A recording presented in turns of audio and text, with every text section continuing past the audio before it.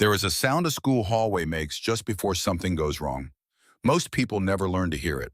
They walk those long corridors their whole lives, sneakers squeaking on wax tile lockers, slamming like gunshots, laughter bouncing off cinder block walls, and coming back changed, coming back sharper, and they hear it all as noise.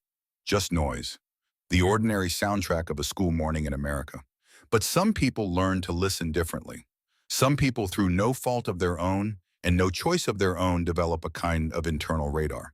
A quiet sensor that reads the temperature of a room before they've crossed the threshold. That notices which heads turn and which heads deliberately look away. That measures the silence between sounds the way a doctor measures a pulse, not just whether it's there, but what it means. Wren Calloway had been listening that way for almost 2 years. She didn't want to. She would have given almost anything to walk through a hallway the way other 16-year-olds did, carelessly, loudly, with the beautiful arrogance of someone who has never had a serious reason to be afraid. But that particular freedom had been taken from her at her previous school in a different city, in what felt now like a different life entirely, and she had not yet found a way to reclaim it. So instead, she listened. On the first morning of her junior year at Westbrook High in Glendale, Arizona, she stood for exactly 4 seconds at the entrance to the main corridor before stepping inside. 4 seconds. That was her ritual. Time enough to read the current, feel which way the water was running, decide which side of the hallway would keep her farthest from the loudest voices. She was wearing her mother's hoodie, powder blue, faded at the elbows, one size too large. There was a small iron-on patch near the left cuff, a crescent moon slightly peeling at one edge, that her mother had put there years ago because she said the moon reminded her that light still existed even when you couldn't see the source of it. The hoodie smelled of cedar from the drawer where Wren kept it folded, never washed, because washing it would mean losing the last trace of a woman who would never wear it again. She did not think about this consciously as she stepped into the hallway. She simply wore it the way some people carry photographs in their wallets. Close, quiet, necessary. Her backpack was old green canvas, one strap fraying at the seam. Inside, 3 notebooks, a pencil case, a chemistry textbook she had already read twice over the summer, and a journal. Small brown leather cover edges, worn soft from years of hands. It had been her mother's too. She never took it out at school. She took it everywhere. She never took it out. Westbrook High was the kind of school that believed it was better than it was. A sprawling 2-story brick building with a glass-fronted entrance that threw the morning light back in angles that looked almost modern from a distance. The football field was freshly striped. The science wing had been renovated 2 years ago with a donation from a prominent local family, and that family's name now appeared above the science wing door in letters large enough to read from the parking lot. The name on the building was Harlow. Wren noticed it on the way in. She noticed most things. Inside, the hallways operated according to an invisible architecture that had nothing to do with the building's blueprints. Territories claimed not by signs but by habit, by the slow accumulation of social gravity. The athletes near the east wing lockers, the performing arts kids clustering by the auditorium corridor. The students who existed between all named categories, who moved through the spaces like water finding gaps in stone. They stayed close to the walls, kept their earbuds, and learned the fastest routes between classrooms. Wren had memorized the map before school started.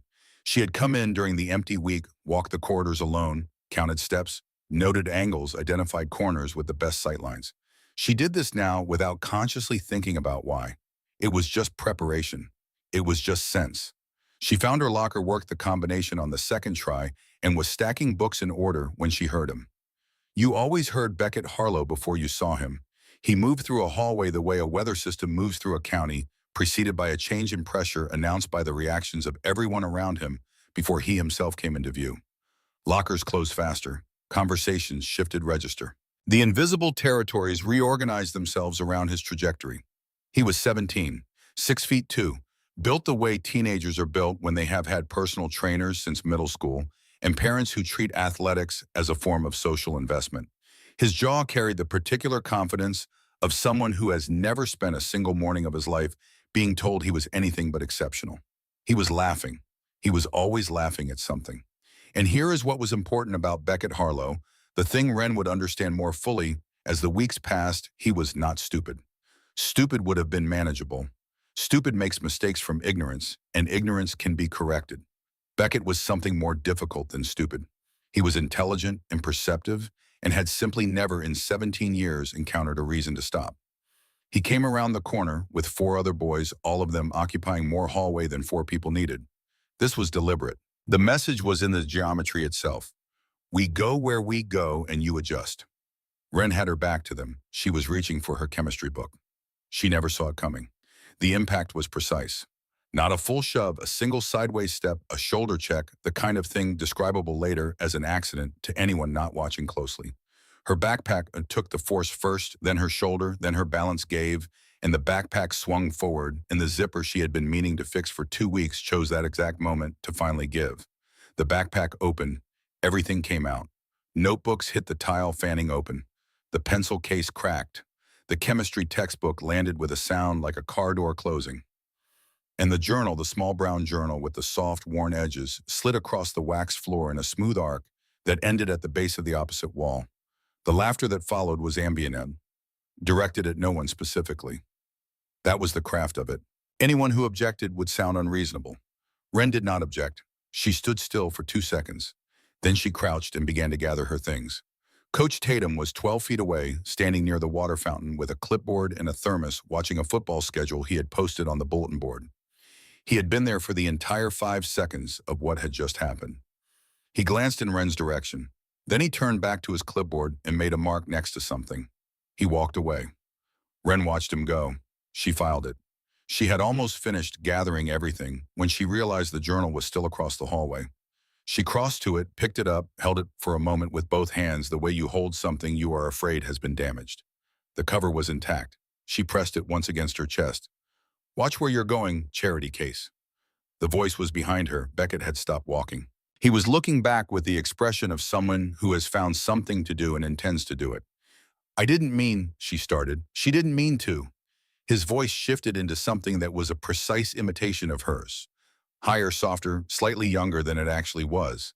His friends found this funny. They were supposed to. You never mean to do, you never mean to take up space.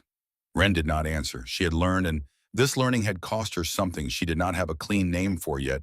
That silence gave a kind of answer words could not. Silence was not weakness.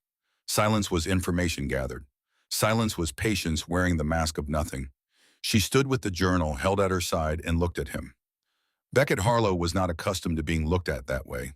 He was accustomed to many kinds of looking admiration, fear the particular deference of people who needed something from him or his family's name. He was not accustomed to being looked at with simple, steady assessment. Something moved in his expression. Not much, just enough. Stick to your side of town, he said. Then he turned and walked away, and his friends went with him, and the hallway reorganized itself back into ordinary noise, and Ren stood alone with her mother's journal in her hand and her father's voice somewhere in the back of her memory. You can't always stop what they say, baby girl. But you can control how you rise. She thought of him that morning, standing in the kitchen in his flannel shirt, the green one with the fraying collar he refused to replace, making eggs.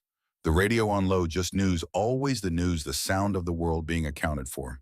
His coffee in the blue mug her mother had found at a garage sale 8 years ago because she said the color looked like a sky you could trust. He had asked if she was ready. She had said yes. She had not told him about the map she had memorized. She had not told him about the 4-second pause she gave herself at every entrance. She had not mentioned the fraying strap, the broken zipper, any of it, because he carried enough already. Some weights you take on yourself, not because you are strong enough, but because you can see the other person is already at the limit of what they can bear, and you love them too much to add to it. He had kissed her forehead when she left. She had walked to school, 6 blocks. She had counted. Delia Voss found her at lunch.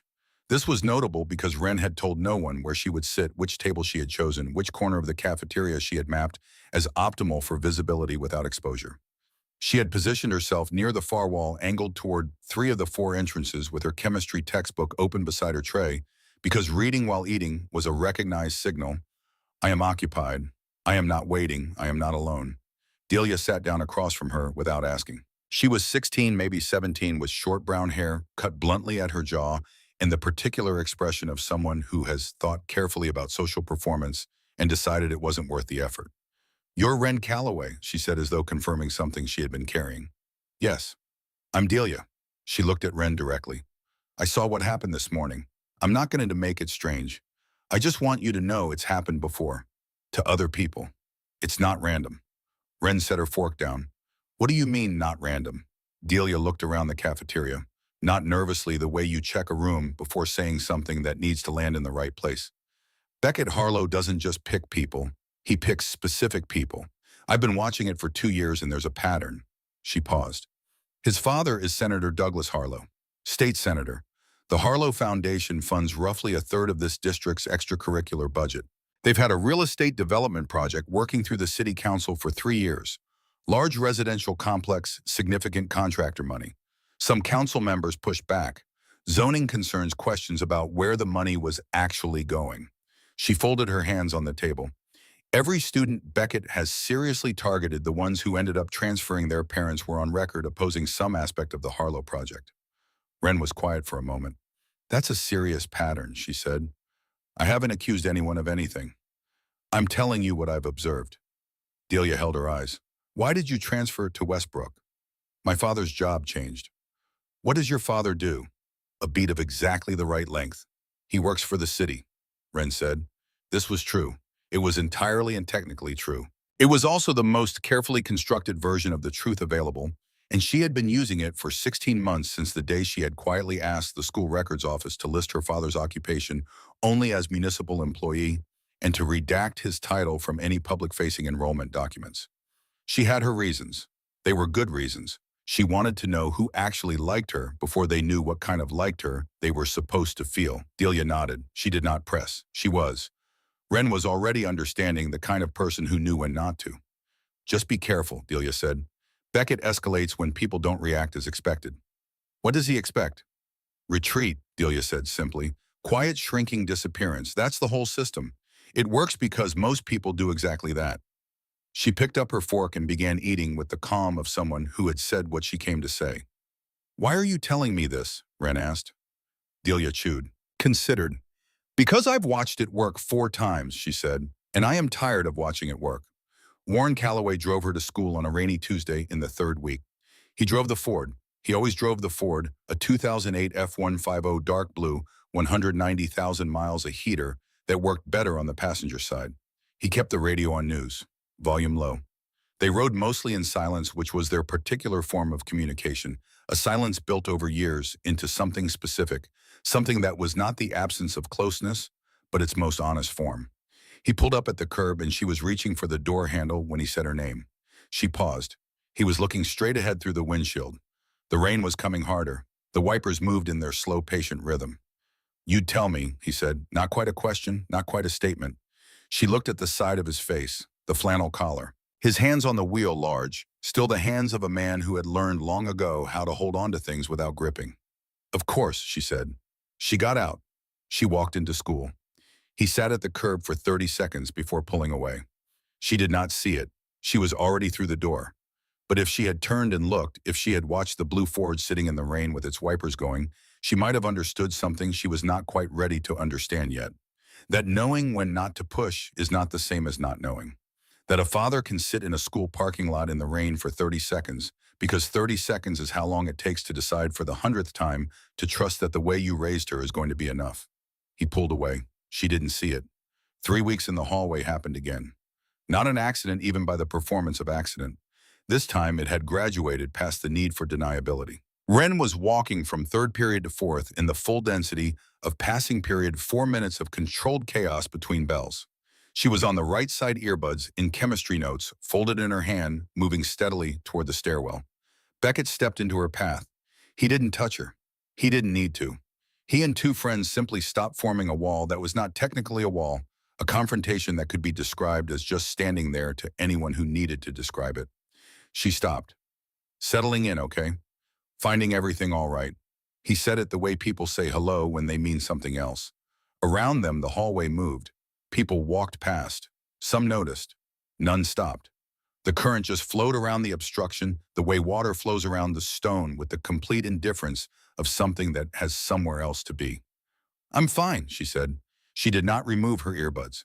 This was intentional. That's great. He tilted his head. Your dad works for the city, right? What does that mean exactly? Is he Parks and Rec? Is he a meter reader? He looked at his friends. Maybe he's a janitor. Laughter, brief, performed landing in the air between them like something thrown. The janitor's daughter, Beckett said, tasting it. I kind of like that. Ren felt the thing in her chest that she had learned at considerable cost to recognize: a rising heat, a tightening behind the sternum, the physical experience of being reduced to a version of yourself that you are not. She had learned also to let it exist without letting it lead. You can't stop what they say, but you can control how you rise. I need to get to class, she said. He stepped aside. Just barely enough. See you around Charity Case. She walked past, kept her pace even, did not look back. But her hands in the moment before she turned the corner were shaking. Not from fear. From something older than fear. Something that lives below it and does not have a clean name.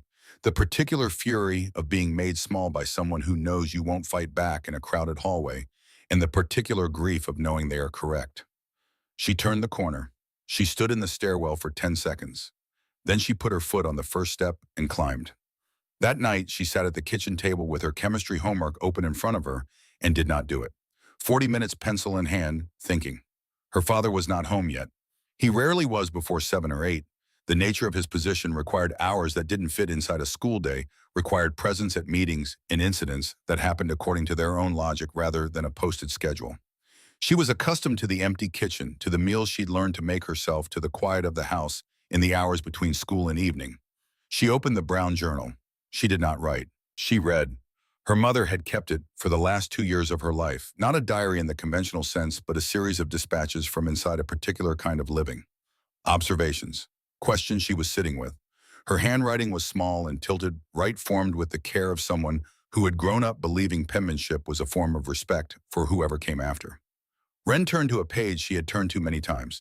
The mistake I keep seeing people make, and I have made it too, is assuming that the people who treat you as though you are nothing have some secret knowledge, as though being reduced by someone is proof that you are reducible. It isn't. All it proves is that they couldn't see past their own need to reduce. She read it twice.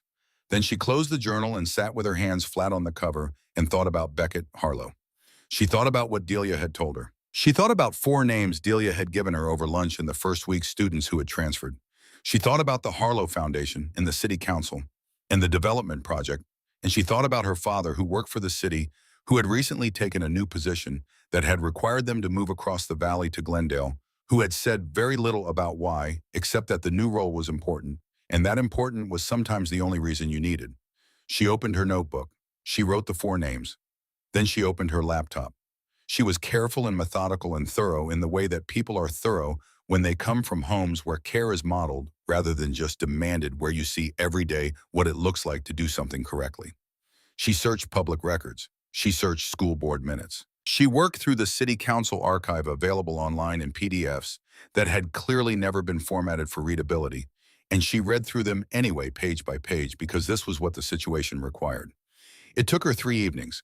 By the end of the 3rd evening, she had a folder on her laptop and a pattern in her notebook that confirmed with a specificity that made her stomach cold what Delia had described as observation. It was not just a pattern, it was a system. Warren came home at 7:43 that 3rd evening. She heard the key in the lock, then the specific sound of him boots at the door, water running in the kitchen. Always the hands first. She had grown up with this ritual and associated it entirely with him, the quiet, practical discipline of a man who believed the work of a day left marks, and that some of those marks you cleaned off before you brought them into the rest of your life. He looked in from the living room doorway. She had moved to the couch by then, laptop closed, homework done. You eat, he said. Pasta. There's some left. He heated it and came back and sat in the chair across from her and ate steadily, the way he did everything, with complete attention to the thing directly in front of him. She watched him. He was 53. He looked it, and he didn't. Something in how he held himself, a structural integrity, made age seem less like a countdown and more like a credential. His hair was going gray at the temples. His hands were large and capable, the hands of a man who had spent decades in situations where the wrong movement could not be undone. She had inherited his eyes. She knew this from photographs. Dad, she said. He looked at her. Do you know anything about the Harlow Development Project? The residential complex going through the city council? He was quiet for a moment, not the absence of an answer, the presence of one being chosen carefully. Why, Bichwayan, he said. I've been doing some research on some things at school. There's a pattern I want to understand. He set his fork down. He gave her his full attention, which was a specific thing, not like ordinary looking. When Warren Calloway gave you his full attention, you felt it the way you felt a change in weather. Not seen but registered. What kind of pattern, he said. I'm not ready to explain it completely yet. I want to be certain of what I have first. He sat with this. He nodded once slowly, the nod of a man who respects the process of being sure. The Harlow project is under review, he said. There are questions about the contracting process. People whose job it is to look at these things are looking at them. He picked up his fork. That's all I'll say about it right now. They were quiet for a while. The refrigerator hummed. The evening news played low in the other room. Dad, she said again. Yeah. I think I want to file a formal complaint at school about something that's been happening. He looked at her. She did not look away. Tell me, he said. So she did. Not all of it, not the research, not the 3 evenings, not the PDFs, but the hallway, the backpack, the journal sliding across the tile, the name they had given her, the stairwell confrontation, Coach Tatum and the clipboard and the careful not seeing. She told him calmly and in order, presenting facts without editorializing, letting the truth carry its own weight rather than pushing it. He listened without interrupting. He did not change his expression in the way people change expressions to perform their feelings. Instead, his stillness deepened, which was his version of the same thing. When she finished, he was quiet for a long moment. Are you safe? He asked. Yes. Is it escalating? It's been consistent, she said, so far. He nodded. He carried his bowl to the kitchen. When he came back, he stood in the doorway. Filing a formal complaint is your right. You don't need my permission. But think about what you want to happen as a result. That shapes how you file it and what you put in it. He leaned against the doorframe. And Ren, she looked at him. Whatever you decide it because it's right. Not because you're angry. Anger is useful. It tells you something is wrong. But it's a terrible compass. She thought about this long after he went to bed. She thought about it while she sat at the kitchen table with the journal open and the lamp making a small circle of light and the desert night doing its quiet work outside. The hardest thing isn't being knocked down. It's wondering if you deserved it. She sat with those words. Let them land.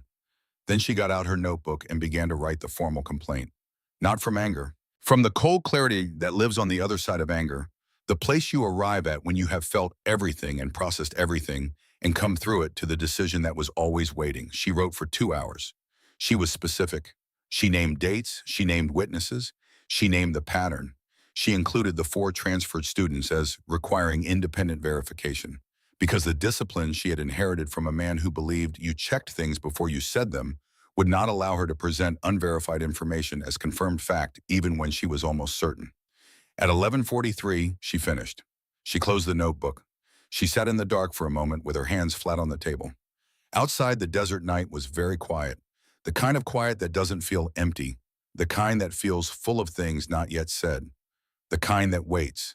She submitted the complaint on a Wednesday morning, 7 minutes before first period. She had printed 3 copies, one for the principal's office, one for the district student services office, which she planned to mail that afternoon, one for herself in the brown folder behind the zippered pocket of her backpack alongside the journal.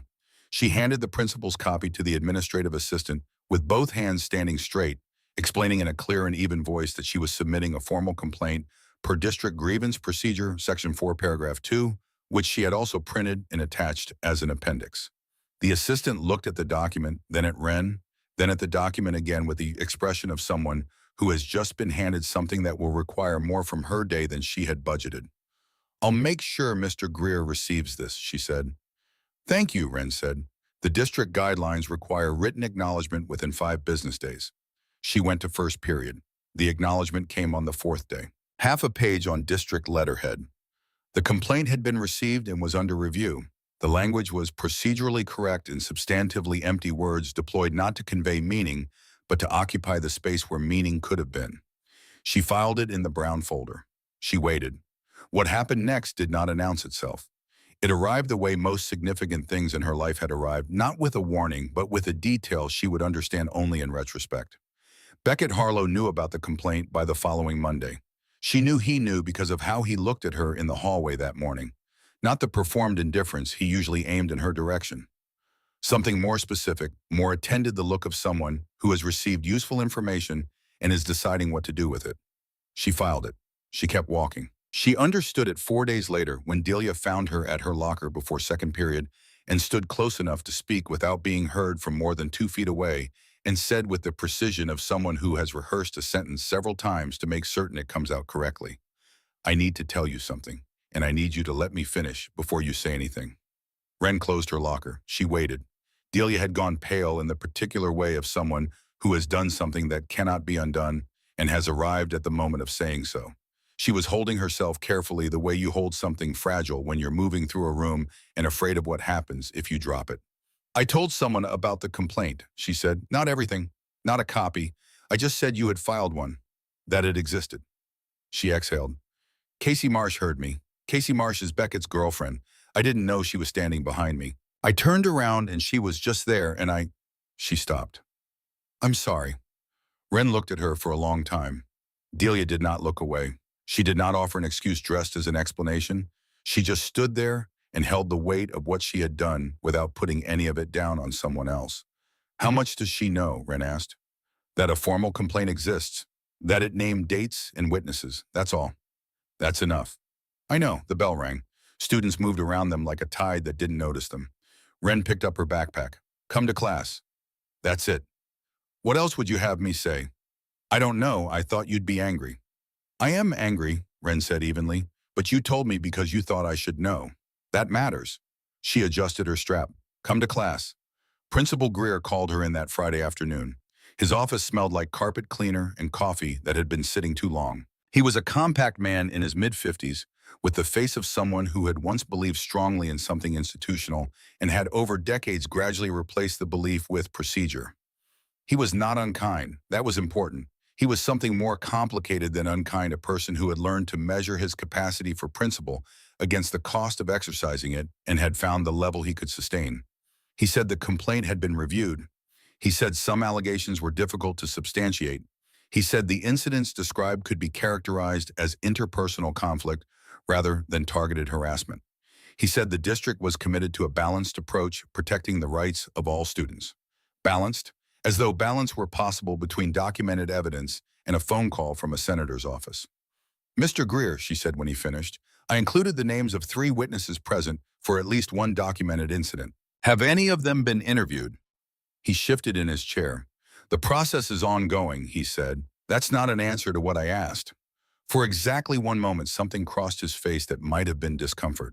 Not guilt, but the thing that lives adjacent to guilt in a person who has not yet fully become what they are becoming. The process, he said again, is ongoing. She stood. She thanked him with the specific courtesy that acknowledges a conversation and declines to pretend it was something it wasn't. She went back to 5th period. She understood with a clarity that did not require confirmation that the complaint was going to be dismissed. She was right. The written decision arrived the following Tuesday. 1 page. Procedurally correct. Substantively empty. The district had found insufficient evidence of targeted harassment as defined under policy. The matter was considered resolved. She read it once. She put it in the brown folder. She went to school. She had made a decision the previous night that she had not told anyone, including her father. She was going to name the pattern publicly, in class, in front of the people who had been witnesses and had chosen not to speak. She was going to make the invisible visible by being the person who saw it clearly and said so. She knew this was a risk. She had thought about it carefully. She had considered what she wanted to happen as a result. What she wanted was not revenge and not rescue. She wanted the thing to be seen. That was the whole of it, for the silence to be broken by someone naming what the silence was covering. She could be that someone. She had decided. It happened in 3rd period on a Wednesday in Mr. Caldwell's social studies class during the current events discussion that he ran every week with the democratic conviction of someone who genuinely believed 16-year-olds had things worth saying. She raised her hand. He called on her. She stood. What she said carefully and without rushing. She described the pattern. She named the transferred students, first names only, and described the documented connection between their parents' public opposition to a city council project and the escalating targeting they had experienced at this school. She said the word targeting deliberately. She said it was not a coincidence and that a pattern of this specificity required an explanation. She had been speaking for approximately 90 seconds when the door opened. Coach Tatum entered without knocking. He handed something to Mr. Caldwell. Mr. Caldwell read it. His expression did something complicated and settled back into the professional neutral that teachers use when they are being asked to do something they would prefer not to do. "Ren," Mr. Caldwell said, "could you step outside, please?" She looked at Mr. Caldwell. She looked at Coach Tatum, who stood with his eyes on a point somewhere to the right of her face in the practiced way of someone who has learned to be physically present while making themselves unavailable. She looked at the room. 22 students. Some were looking at her. The ones who had been in the hallway, she could see the specific quality of their not looking, the deliberate blankness that is its own kind of answer. She picked up her backpack. She went outside. The door closed. She stood alone in the corridor under the fluorescent lights with their steady, indifferent hum. From inside, she could hear Mr. Caldwell's voice resuming, moving the period forward past the obstruction she had briefly been. She sat down on the floor with her back against the lockers and her knees pulled up and her hands flat on the cool tile, and she breathed 3 slow, deliberate breaths, the kind her father had shown her by doing them himself in moments of high pressure. Not telling her to calm down, just demonstrating with his body what returning to yourself after a hard thing looked like. She was angry. She was more than angry. She was angry at the note she hadn't seen, at Mr. Caldwell's complicated expression, at Coach Tatum's practiced unavailability, at the 22 students who had watched her be removed without one of them saying wait or let her finish. She was angry at the district letter and the word balance and the phrase informal counseling and a resolution that left everything exactly where it was. But she was also something else. She was clear. The clarity was almost physical. It sat in her chest like a compass needle that has stopped oscillating and found north, not comfortable, not warm, just precisely directional. The bell rang. She stood up and went to fourth period. Coach Tatum found her that afternoon. She was at her locker after the final bell, reorganizing for homework. The hallway was thinning, the post-school dispersal, the noise dropping floor by floor as the building emptied. He stopped 4 feet away. His footsteps had a specific quality, a man who carries significant weight and has learned to move quietly in spite of it. "Miss Calloway," he said. She continued with her books. "Coach Tatum." He was quiet for a moment, deciding something.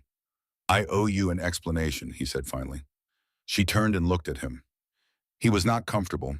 This was clear in how he held himself, the discomfort of a man who knows he is standing in a place he put himself and knows he is the only one who put him there. He was in his late 40s, gray at the temples, weathered from years of Arizona sun. He was not a bad man. The discomfort was the proof of that, because bad men are not uncomfortable. "The morning with your backpack," he said. "I was there. I saw it. I know. I walked away. I know that too." He looked at her steadily. "My daughter is a junior this year. She's been accepted to apply for the Harlow Foundation Scholarship. It covers 2 years of state school tuition. We've been counting on it." He paused, ran a hand across the back of his neck. "I'm not telling you that as an excuse. I know it isn't one. I'm telling you because I don't want to be the kind of person who does what I did without at least being honest about why." Ren regarded him. "I understand," she said. "I don't agree with what you did, but I understand it." He nodded slowly, the nod of someone accepting something without arguing about whether it was fairly given. "What you said in Caldwell's class today," he said. "It was true, every bit of it." "I know," she said. He looked at her for another moment. "Be careful. The people you're dealing with have been doing this for a long time. They're very good at it." He walked away. She watched him go. She thought, "I know." She thought, "I'm getting better at it too." The false victory came on a Thursday. She had not expected it. That was exactly why it worked. Principal Greer's assistant called her out of second period with the formal courteous efficiency of a summons, trying very hard to seem like an invitation. She walked the same hallway she had walked 37 days ago on the first morning, and she sat in the same chair and looked at the same man. He looked different today.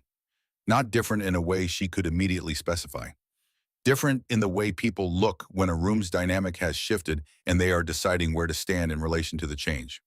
"Miss Calloway," he said, "thank you for coming in. I've been reviewing your original documentation. Some additional information has come to my attention that I believe warrants a more thorough conversation." She watched his face carefully, not for what it expressed, but for what it managed, the expressions chosen rather than arrived at.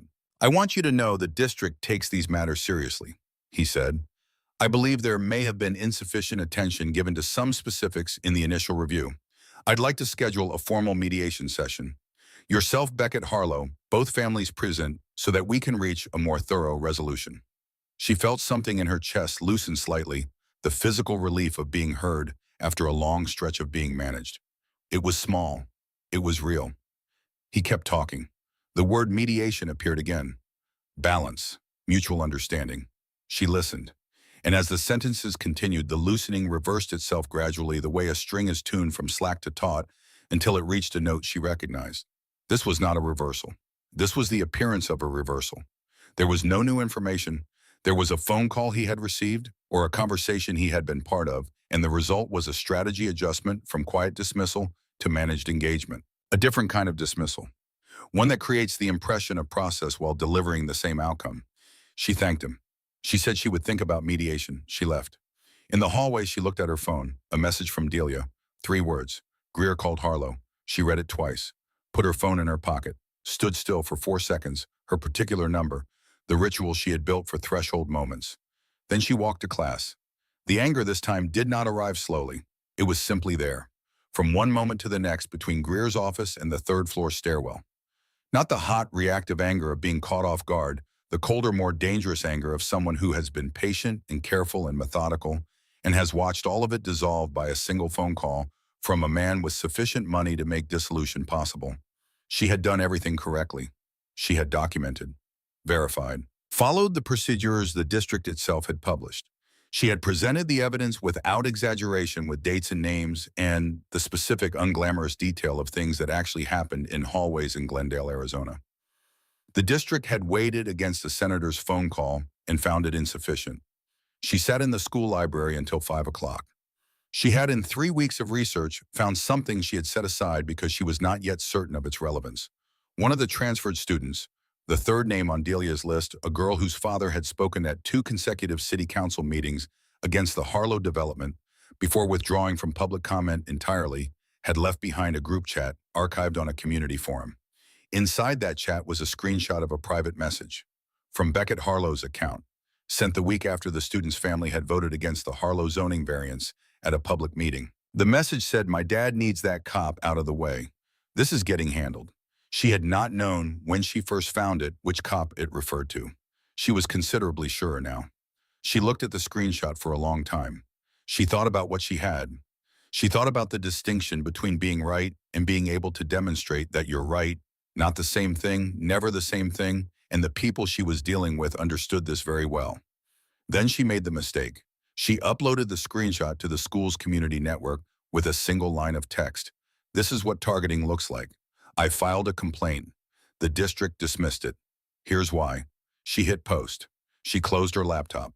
She walked out of the library into the early evening air, which was still warm with the heat that Arizona pavement releases slowly after a long day, as though the ground itself is reluctant to let the warmth go. She had walked approximately half a block when she understood what she had done.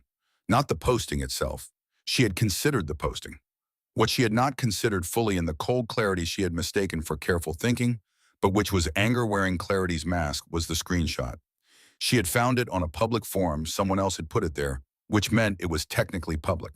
But it had originated as a private message from a minor. And depending on how a lawyer read that chain of custody, there was an argument, thin but real, that its use constituted a privacy violation. Beckett Harlow's privacy. Which meant, depending on how aggressively that argument was pursued, that someone in the Harlow orbit could attach damages to the most damaging possible target. Not a 16-year-old girl with a green backpack and no assets. Her father. She stopped walking. She stood on the sidewalk 3 blocks from home, in the amber evening light, and understood the full shape of what she had done. She had given Senator Douglas Harlow's legal team exactly the instrument they needed. She had, in the moment she let anger steer, instead of clarity, handed to the people she was fighting a weapon pointed, not at her, at Warren Calloway. She stood very still for a long time. Then she started walking. Faster now. His truck was in the driveway. She stood at the end of it for 4 seconds. Then she went inside. He was in the kitchen at the table with nothing in front of him, no files, no radio, just sitting, which was so unusual that it registered before anything else. He looked at her when she came in. She set her backpack down. "I did something," she said. He waited. She told him. All of it. What she had found, what she had posted, why, and what she understood about the consequence specifically and completely, including the part about the privacy argument and how it could be aimed at him. She told it in order without editorializing, because this was the only way she knew how to say something that mattered. The kitchen was very quiet. He did not change his expression. He did not stand abruptly or raise his voice or show in any external way the thing that must have been happening inside him. He just looked at her. For a long moment, that was all. Then he said with the specificity of a man who needs to understand before he decides anything, "What exactly was in the message?"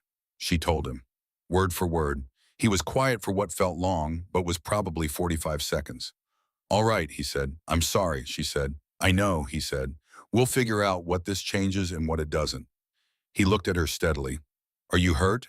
She shook her head. "Are you scared?" She thought about this honestly, the way he had always asked her to think. "No," she said. "I'm angry at myself. That's different from scared." He nodded. He looked at her for another moment, and in that look was something she would not fully understand until later. The look of a father who is calculating quickly and without showing the calculation, accounting for what has changed and what resources remain and what he has been waiting to do that he can no longer afford to wait for. "Go do your homework," he said. "I need to make some calls." She went to her room. She sat at her desk and opened her chemistry textbook and did not read a single line of it for 20 minutes because she was listening to the low sound of his voice through the wall, not the words, just the rhythm. Steady, measured. The voice of someone who has been in difficult rooms before and knows that how you speak in them matters as much as what you say. She opened the journal. She did not read. She wrote, not documentation, something that was finding its shape as she found the words. She wrote about the hallway and the letter in Greer's office and the false resolution and the screenshot and the sidewalk where she had stopped and understood. She wrote about anger and the difference between the kind that tells you something is wrong and the kind that steers you wrong. She wrote near the end a sentence she had not planned. "I thought I was the only one who needed to stand. I didn't understand that the standing I do affects the ground he stands on too." She closed the journal. Outside, Glendale did what it always did in the early evening, settled into the dry warmth of the desert night, the stars beginning to appear above the ambient light of the valley. Her father's voice had gone quiet some time ago. She did not know what calls he had made. She did not know what they would set in motion. She didn't know that by the next morning a file would be in transit, that something she had already done, something careful and patient, and built from 3 evenings of reading PDFs would prove more important than anything either of them yet understood. She would find out. But first she needed to sit with the mistake, not collapse under it. Sit with it, own it, understand it, and then turn back toward the work with whatever she had left. This was how her father had taught her, not by telling her not to make mistakes, by showing her when he made his own what it looked like to be accountable without being destroyed by the accounting. She turned off her desk lamp. She sat in the dark. She thought the next thing. She thought, I still have the research. She still had the 3 evenings of PDFs. She still had the documentation. She still had the names of 3 transferred students and something the network post had not contained, something she had held back because she was not sure of it yet. She was surer now. The mistake had cost her something. It had narrowed certain paths. But in the way mistakes sometimes do, when you survive them with your honesty intact, it had also opened a different question about what was still possible. She sat with that question. In the morning, she would walk the 6 blocks. She would count them. She did not sleep well that night, but she slept. This was something she had learned about herself, that sleep was not a reward for resolving things, but a discipline maintained regardless, because the alternative was arriving at the next day diminished, and she could not afford to be diminished. She woke at 5:43, 17 minutes before her alarm in the deep indigo that exists for only a few minutes before the Arizona sun crests the mountains and burns it away. She lay still and thought about what she had and what she still needed. She had the city council records in the pattern they described. The documentation dates names, incidents, the 4 transferred student names, and from Delia 14 months ago, the contact of a girl named Sutton Briard, who had transferred out of Westbrook and whose father had spoken at 2 consecutive city council meetings before going entirely silent. 3 weeks ago, Wren had sent Sutton a carefully worded message through a community forum. The response had been brief, "I remember. I don't want to talk about it publicly, but I remember." She had written back, explained herself, explained what she was building. Sutton had not replied again. She got up at 5:50. She made coffee black the way he drank it, which she had started drinking herself, not because she liked it initially, but because it was what was there when she made it for him, and eventually it had simply become the way coffee tasted to her. She stood at the kitchen window with the mug in both hands and thought about what Sutton Briard had gone through and what it would cost someone who had already survived this to agree to go back into it voluntarily. She understood the code with a specificity that was not abstract. She was going to call Sutton, not message call. Messages allowed infinite deferral. A call required a real-time decision, and decisions made in real time were honest in a way that considered responses sometimes were not. Her father appeared at 6:15 in his flannel shirt, a late start or something that didn't require the uniform until later. He looked at her. "I'm going to call one of the students who transferred," she said. "I want to ask for a recorded statement." He poured coffee. "What are you going to ask her for specifically?" he said. "Her account in her own words of what happened when she was at Westbrook. I'll explain how it will be used. I'll let her decide." He held his mug. He looked at her with the particular quality of looking that was its own form of measurement, not of her height, but of something harder to calibrate. "That's a serious ask," he said. "I know. She may say no. I know that too." He nodded. "Ren," he said. She waited. "Whatever you're building, build it right. Don't cut corners because you're angry or running out of time. A thing built correctly holds. A thing built fast falls apart exactly when you need it most." She looked at him. She understood he was not only talking about the statement. He finished his coffee, got his jacket, and left for work. She stood in the kitchen with her own mug going warm and thought about what it meant that he had said it now. She was going to build it right. Sutton Briard answered on the third ring. She had a careful voice, the voice of someone who had learned to be careful, which is different from someone naturally guarded. You could hear the original openness underneath the person who had existed before caution became necessary. Wren explained herself without preamble, what she had documented, what the district had done with it, what she believed the pattern represented. She said she was not asking Sutton to go to the school or the district. She had concluded both were unavailable as useful channels. She was building a different kind of record, one that would go somewhere with actual authority. There was a long silence. "Where would the record go?" Sutton said. "I'm still determining the right destination. I'm almost certain, but almost isn't enough yet." She paused. "What I need first is to know if what I have is sufficient. A statement from someone who experienced what I've experienced, who can speak to the pattern from outside Westbrook while it was happening, is a different kind of evidence than documentation from inside it." "You're 16, Sutton said, not accusatory, just noting it." "Yes. I was 16 when it happened to me," Sutton said. "I know."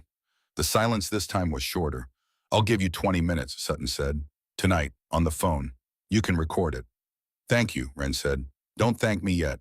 I might not to say anything useful." "What you say will be what you remember," Wren said. "That's what I need." She spent the afternoon in the library. She had, in 3 weeks of research, found a piece of information she had not known what to do with until the night she sat in the dark after the mistake and thought about what the mistake had not touched. The FBI field office in Phoenix had a public tip submission process for financial crimes and public corruption.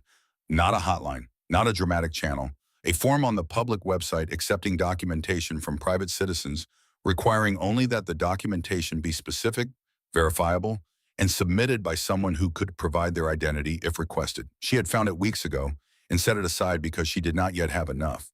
She thought now about what enough meant the way she thought about chemistry problems, not whether the answer existed, but whether she had the components in the right proportions.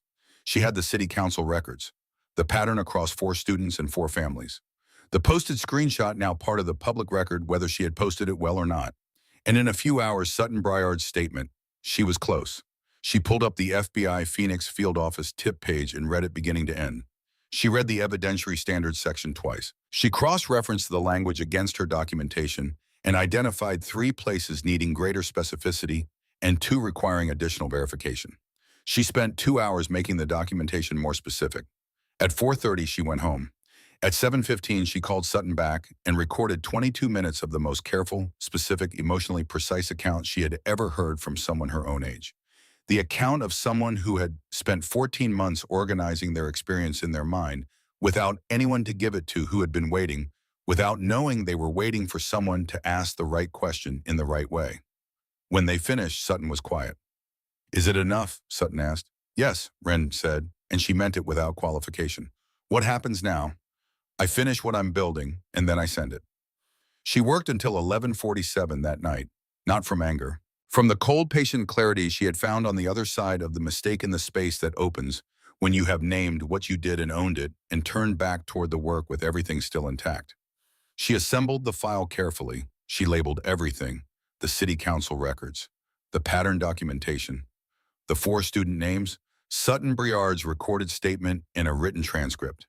A cover document explaining the connection between the documented targeting at Westbrook High and the ongoing Harlow Development Project, and the position of Chief Warren Calloway of the Glendale Police Department as the person who had declined to provide protection from scrutiny. She did not include the school network post. She did not include the screenshots she had uploaded in anger. Those were hers to carry the consequence of. What she submitted would stand on what was solid, and what was solid was sufficient. She read the complete file from beginning to end one final time. She submitted it through the public tip portal at 11:53. She received an automated acknowledgement immediately, a reference number, submissions reviewed within 3 to 5 business days. She closed the laptop. She sat. She opened the brown journal and wrote the reference number. Just the number, nothing else. She closed it. She went to bed. She slept 9 hours, more than she had slept in 3 weeks. The days that followed had the quality of time that is both empty and full of surface empty, because nothing visible was happening full, because she knew that somewhere in the gap between submission and response, something was moving that she had set in motion and could no longer direct. She went to school. She walked the 6 blocks. She counted them. She took notes. She ate lunch with Delia, who had noticed the change in Wren's quality of quiet, had noticed the difference between the quiet that is waiting and the quiet that has already done the thing it was waiting to do, and who asked no questions, which was one of the things Wren would remember about Delia for a long time. On the 3rd day after submitting, she passed Beckett Harlow in the main corridor, and he looked at her with the assessment of someone who has received information that has complicated their position and is recalculating. She looked back steadily. She kept walking. On the 4th day, Delia told her that Beckett had been pulled from second period by a woman in a dark jacket no one recognized, who had come through the administrative entrance and been escorted directly to wherever Beckett was. On the 5th day, she received an email from an address ending in FBI.gov. The email stated that her submission had been reviewed and that the information provided was relevant to an active matter. A representative might contact her for additional information. She should not discuss the contents of her submission with others in the interim. It provided a contact number and a case reference. She read it 3 times. She closed her laptop. She sat in the school library at the back table where she had done most of her serious thinking, and she breathed 3 slow, deliberate breaths, and she thought about her mother, who had sat in the bad years of her illness with a stillness that had nothing to do with resignation, who had continued to notice things and write them down and think about what they meant, because continuing to notice was how she insisted on remaining alive. She had done this. She had actually done this. She did not allow herself the fullness of the feeling yet, because the fullness required a quieter place than a school library on a Thursday afternoon, and because the thing was not finished. Feeling the fullness of an unfinished thing too early was a way of borrowing confidence you hadn't earned. But she sat with the knowledge. She let it exist alongside her. Then she closed the laptop and went to 5th period. She did not tell her father. Not that night, not the following morning. She carried the email and its reference number in a way that was almost physical, almost gravitational, the knowledge of it affecting how she moved through the next 24 hours with a slight but pervasive shift in weight. She was waiting to understand what it meant before she said it aloud. This was also something she had learned from him: the discipline of silence, the understanding that the meaning of a thing and the thing itself are not always simultaneous, and that sometimes you have to wait for the meaning to catch up before you can offer it to someone else. The meaning arrived the following morning at her locker in the form of Beckett Harlow appearing at the end of the hallway. He was with 2 of his usual companions, but the geometry of the group had changed something in the distribution of attention, in the way they were and were not looking at each other, indicating a conversation that had recently stopped rather than a natural silence. They had been talking about something and had stopped because something had changed about the territory they were walking into. She understood watching them come that she was the changed territory. Beckett stopped in front of her. It was different this time. No performed casualness. No ambient audience being set up to laugh. No shoulder check choreography. He was looking at her directly with an expression she had not seen on him before, the expression of someone who has received information that has reorganized something they previously understood as fixed. "Your dad's a cop," he said. Not quite a question. "Yes," she said. "Not like a regular cop." "No," she said. "Not like a regular cop." His jaw shifted. Something worked through his expression, not quite fear, not yet, because he was not old enough or experienced enough for what she was describing to have become real fear, but the antechamber of it, the room you stand in just before you understand that what's coming towards you is not abstract. My dad's lawyers said, he started. I know what your dad's lawyers said, Ren said, and I know why they said it. He looked at her. She held it. You should talk to your dad, she said. Not his lawyers, your dad. Ask him what he's been doing for 3 years and why it mattered enough to make me a target. She adjusted her backpack strap. And then decide whether you want to be the person who did what you did because you were told to without ever asking why. She was not saying this to wound him. She was saying it because it was true and because someone needed to say it, and she was the only person present who was qualified. He was quiet for a long moment. He had no answer. She did not wait for one. She turned and walked toward first period, and behind her the hallway did not fill with laughter, which was its own complete statement about how thoroughly everything had changed. It happened 2 days later. She had known something was coming. She had felt it in the atmosphere of the school, which had shifted in the specific way the atmospheres shift when information moves through a population faster than official channels can contain it. Students spoke in lower voices. Teachers made brief, loaded eye contact in hallways with the quality of people who know the same thing and are waiting to see who says it first. Passing period, main corridor, full density. She was walking from third period to fourth, earbuds and chemistry notes in hand. Beckett stepped into her path. Alone this time. No companions. This was different, and she registered it immediately. The architecture of his previous confrontations had always been social. The ambient audience, the deniability, the theater of casual cruelty. None of that was present. He was just standing in the hallway in front of her, and whatever he was doing it for himself rather than for the room. I talked to my dad, he said. She waited. He didn't tell me about any of it. The zoning, the council, the investigation. Something moved through his expression that she watched with her full attention. He said it was business, that I didn't need to understand the details. She said nothing. I didn't know why I was doing it, he said, to you and the ones before you. I knew he wanted me to make things difficult for certain people. I didn't ask why. She looked at him the way she looked at things she was genuinely trying to understand. Does that make it better? She asked. He was quiet for a moment. No, he said. It doesn't. She nodded once. Keep talking to your dad, she said. Ask him what's coming, and then decide what kind of person you're going to be on the other side of it. She moved around him. She had taken 4 steps when he said her name. Not Charity Case, not the janitor's daughter. Her name. For the first time. She stopped but did not turn. I'm sorry, he said. She stood for a moment with her back to him and thought about what those words cost and what they were worth and what she was going to do with them. She kept walking. She was halfway to the stairwell when she heard the footsteps. She would always remember the footsteps before she saw their source, the way the sound changed the hallway before anything visible had changed. A particular quality of step, measured and unhurried and deeply, almost architecturally certain of its own right to be where it was.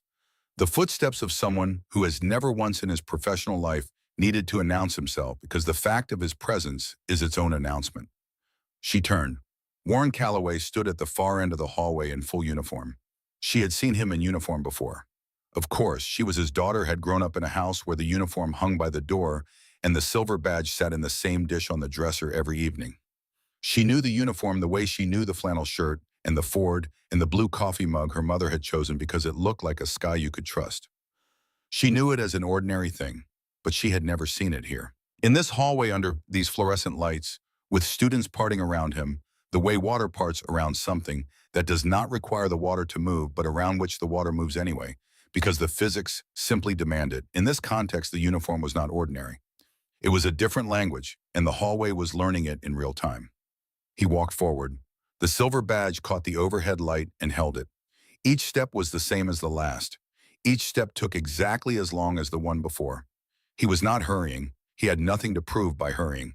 A man who has already arrived at where he is going walks at the pace of someone who knows he is already there. Around her, she heard Beckett go completely still. Warren Calloway stopped in front of him. He was not looking at her yet. He was looking at Beckett Harlow with the specific quality of attention she had grown up receiving at the kitchen table and in the car on rainy Tuesdays, not a threatening look, something more difficult than threatening, the look of a man who sees clearly and is not going to pretend otherwise. I don't mop floors, son. His voice was not loud. It did not need to be. It occupied the hallway with the same authority as his footsteps, not through force, but through precision. Each word placed where it needed to be, and not one word more. I run this city's police department. The hallway was very quiet. Around them, students had stopped moving, with the arrested motion of people who have witnessed something shift and are processing in real time whether what they are seeing is real, and having determined that it is, are not yet sure what to do with it. Beckett said, "Sir, you've already said what needed saying. Not cruelly, just precisely. My daughter has already heard it." He held Beckett's eyes for exactly long enough. "What happens next will not involve you and her in any hallway in this building." Principal Greer appeared from the administrative wing, moving at the pace of someone who has just been told something that has activated every alarm in his institutional nervous system. He came down the corridor with the face of a man who has understood very suddenly and very completely the full dimensions of what he has been managing incorrectly. "Chief Calloway, I wasn't informed." "Mr. Greer." The same quality of attention. Greer absorbed it visibly. "We'll talk in your office. I'd like to review the formal complaint filed on September 22nd, the written resolution that followed it, and the phone call you received from Senator Harlow's office on October 9th. He paused. "I have the call log, the district's and yours." Greer opened his mouth. He closed it. "Your office," Warren said, "after school." He looked at the hallway, not dramatically, not performing for the room. Just a man accounting for a space. "Everyone can continue to class." The hallway moved. Gradually then, all at once, the way crowds move when the event holding them has resolved into something they no longer need to witness. Students turned. Lockers opened. The ordinary noise returned in its ordinary increments. Warren looked at his daughter. She looked at him. He crossed the distance and stopped in front of her. Up close, she could see what distance had concealed the quality of his eyes, doing what they always did, seeing what was actually there. He was seeing her. Not the situation, not the hallway, not 18 days of escalation. Her. The person who had been doing this mostly alone and who had not until this moment understood what that looked like from the outside. "You okay, sweetheart?" His voice was different now. Still certain and measured, but no longer carrying anything for the hallway. Just speaking to her. "Yes," she said. He reached out and straightened her backpack strap, which had slipped off her left shoulder at some point in the last few minutes. It was a small gesture. It was a father's gesture. She felt it in the part of her that had no words yet for how long she had been carrying this and what it had cost. She did not cry. She was past crying in the place you arrive at when you have processed everything and arrived at something solid. She said, "I need to tell you something." He waited. "I sent a file to the FBI," she said, 11 days ago through the public tip portal. The documentation, the council records the pattern, Sutton Briard's statement, the connection between the Harlow project and what's been happening here." She met his eyes. "I got a confirmation 5 days ago that it was relevant to an active matter." He was very still. She took her phone from her pocket and showed him the email. He read it. He read it again. He looked up. He reached into the inner breast pocket of his jacket and removed his own phone. He turned the screen toward her. A message from a contact she did not recognize, government email suffix time-stamped 9:47 that morning. Brief. It said that based on materials received from a civilian submission, the field office had escalated the active matter and that Chief Calloway's department would be contacted through official channels within 24 hours. It referenced a case number. It matched the one in her email. She read it twice. She looked at her father. He looked at her. "You did this," he said. Not a question. The naming of a fact held up to the light to confirm what was seen. "I had the research already. The mistake on the network that was separate, I kept the research separate from the mistake." He was quiet. 11 days, she said. 8 if you count from when Sutton gave her statement. He put his phone away. He looked at her with the full weight of the thing, and she understood what the weight actually was, not pride, specifically, not relief specifically, not the resolution of worry, though all of those were present. What she understood was something more precise. The look of a father who has spent 16 months trying to do what his wife wishes, trying to teach her not just to survive but to stand, and who has arrived at the moment of finding out whether it worked. It had worked. He put his hand on her shoulder, just for a moment. The specific weight of it through the fabric of her mother's hoodie was something she would remember with precision for the rest of her life. "Go to class," he said. She went. What followed happened quickly and slowly at the same time. The way things happen When a structure that has been under internal pressure for a long time finally receives the force that redistributes the load. Principal Greer met with Warren Calloway that afternoon for 2 hours and 14 minutes. Coach Tatum appeared at the administrative wing entrance partway through and went inside voluntarily without being summoned, which was noted by everyone who saw it and understood by very few. He had walked in on his own because he had decided in the hours after the hallway confrontation that the cost of his previous calculation had finally exceeded what he was willing to carry. He went to where the accounting was happening and offered himself as a witness. He gave his full account beginning with the first morning and the clipboard and the thermos and the careful not seeing, and he told it without excuses, which was the only way it could be useful. His daughter's scholarship application was withdrawn from the Harlow Foundation that same week. He submitted it to 3 other foundations before the month was out. She received one of them. Senator Douglas Harlow's office released a statement 4 days after the hallway. It said the senator was stepping back from involvement with the development project to focus on other legislative priorities. It did not mention the FBI. It did not mention a 16-year-old girl who had spent 3 evenings reading city council PDFs in a school library. It said nothing that was true about why it was being released. The people who needed to know why already knew. Principal Greer submitted his resignation to the district board 12 days later, citing personal reasons and a desire to pursue other opportunities. The board accepted it and announced a national search for his replacement. Delia sent Wren a message the night the resignation was announced. 2 words, 4 names. Wren knew what she meant. She wrote back, "They count." Beckett Harlow finished the school year at Westbrook. He was quieter. He was different in ways that Wren observed without editorializing, because she did not know yet what the difference would become and had decided it was not her job to decide what it meant. He had asked his father a question. She did not know what the answer had been. She hoped for his sake that it had been honest. Honest answers to the right questions asked at the right age were among the few things she believed in, with the uncomplicated certainty of someone who had actual evidence. She did not know whether he was a better person. She knew he was a different one, apparently. That was as much as she could account for. It was a Thursday evening when they sat on the front steps. Not planned, not decided upon. Just the natural accumulation of a long day arriving at its end, in the way long days sometimes do not, with closure but with a kind of stillness that is its own form of completion. Warren came home at 6:43. She heard the ritual from the living room, boots by the door, water running in the kitchen. The hands always first. She was attempting chemistry homework with approximately half her attention, the other half engaged in the slow, nonlinear processing that has no name, but that she recognized by its texture. He came to the living room doorway. "Hungry," he said. "Not yet." He went to the kitchen. She heard him at the refrigerator, then something on the stove. She finished the problem she was on, closed the textbook, and went outside. The front steps were concrete, 4 of them. She sat on the second from the top below the porch light and above the shadow of the juniper at the corner of the house. The evening was warm in the way Arizona evenings are warm, and autumn warmth coming up from the ground rather than down from the sky, the land releasing what the day had given it. She had the brown journal. She did not open it yet. She looked at the street doing its early evening things, a neighbor walking a dog past the end of the driveway, a car pulling into a house 3 lots down, the amber quality of the light just before dusk. Somewhere down the block, a sprinkler system clicked on.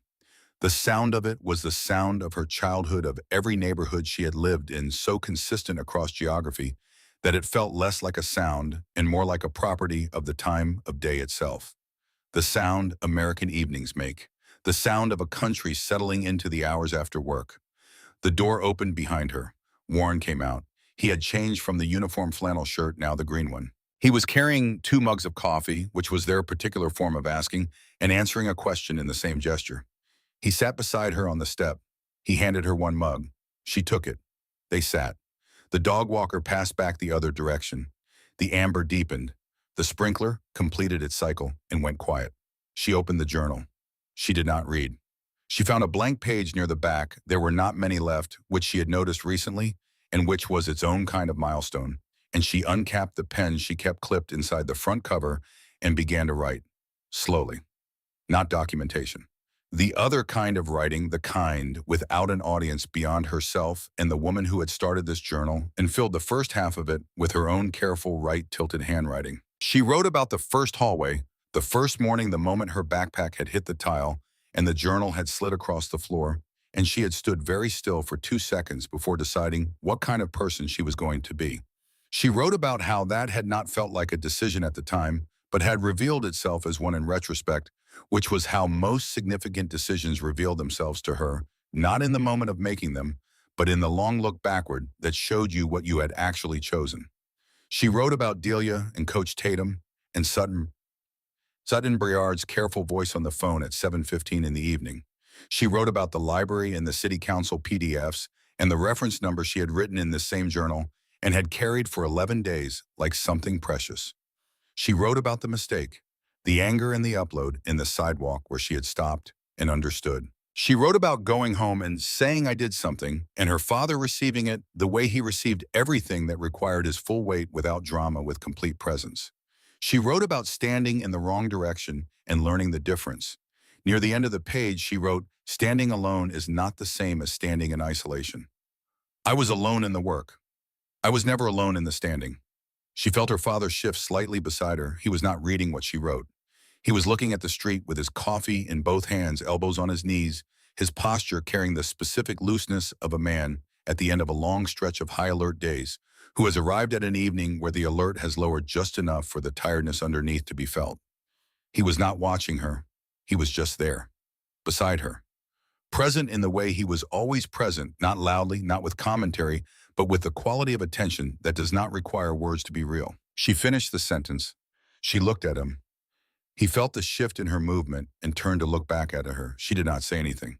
He did not say anything. She nodded once, slowly, not confirming a statement, acknowledging something larger than a statement, something that lived below language and had been building for a long time and had finally arrived at a surface where it could be seen. He looked at her, and then he nodded back. The same nod, the same quality. The acknowledgement of the same thing received from the same distance, which was no distance at all. She turned back to the street. He turned back to the street.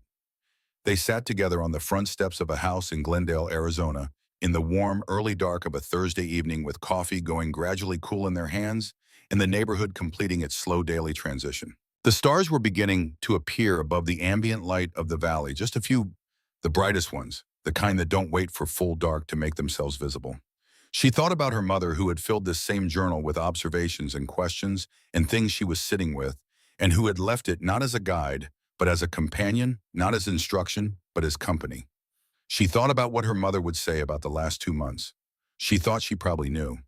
She thought it would be something like you found the pattern and you named it and you sent it where it needed to go and you owned your mistakes and you let yourself be known by the person who needed to know you. She thought her mother would say that was the whole of what was required. She thought her mother would also say the coffee was going cold. She drank it. Her father looked at her. Something very small and certain moved in the corner of his expression. She looked back. She put the pen to the last lines of the page. She wrote she didn't mop the floor. She built the case. She sent it where it needed to go. And then she came home. She capped the pen. She closed the journal. The night held them both. The street went quiet. Inside, the stove was off and the dishes were done, and the house was just a house warm and ordinary in theirs. Neither of them moved to go inside yet. Neither of them was ready for the night to end. They sat. The stars kept coming on one by one in the old impatient way that stars do, without hurry, without announcement, simply becoming visible, as the dark deepened around them, and the light of their long travel finally arrived at where it was going. For those of you who raised daughters, for those of you who sat at kitchen tables in flannel shirts and listened without interrupting, who drove in the rain without asking questions that weren't yours to ask yet, who stood in parking lots for 30 seconds deciding for the 100th time to trust that who you had been while they were watching was going to be enough, who carried the weight of knowing something was wrong and waiting not from weakness, but from the disciplined love of someone who understood that some lessons can only be learned by walking through them. You know what it costs to hold back when everything in you wants to fix it. You know what it costs to let her carry something hard because carrying it hard things is how she becomes who she is going to be.